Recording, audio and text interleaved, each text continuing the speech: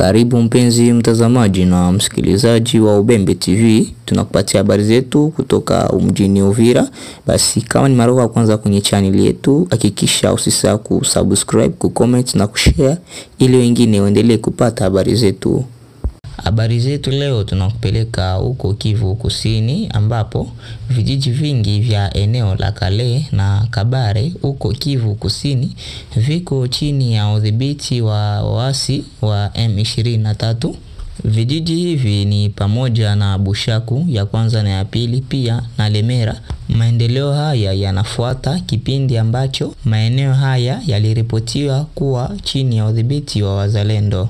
Walakini mshikamano wa mambo ya M23 ulisababisha tena wao kupata tena udhibiti katika maeneo hayo. Wa M23 waliondoa vikundi tofauti ya wazalendo mu vijiji visivyo pungua 5 eneo la Kale na kijiji kimoja cha eneo la Kabare ndani ya siku 2 ya mapambano, na zaidi katika vijiji viwili, Barusha ya kwanza na Barusha ya pili, pia na Lemera. Kwa kufuatilia zaidi mapambano kati ya hivyo vikundi viwili vinapitikana zaidi katika eneo la Kale. Ndani ya mapambano hayo, waasi wa M23 walikuwa na misaada nyingi, au tunaozaita tena ranfort, ikawasaidia tena kuondoa vikundi vya wazalendo maeneo hayo yote kabisa. Na tukikamata eneo la Lemera, Bushaku ya kwanza na ya pili zinapatikana katika groupmenti ya Mubuku na Mbinga ya kusini, na eneo la Kale ziko tena katika udhibiti wa M23, yalisemwa na wakaaji wa hapo.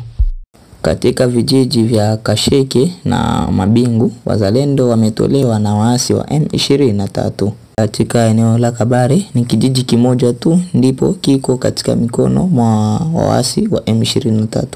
Baada ya mapambano yaliyopita Jumapili katika eneo mpaka Chisheke, mapambano ilipitikana katika akse ya Mabingu Chisheke.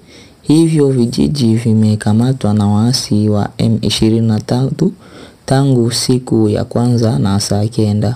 Wazalendo wakarudi nyuma. Mabingu inapatikana juu ya kijiji cha Kabamba katika eneo la Kabare, na Chisheke pia iko juu ya Kasheke pembeni na eneo la Kale, imesemewa na wakaaji wa eneo hizo.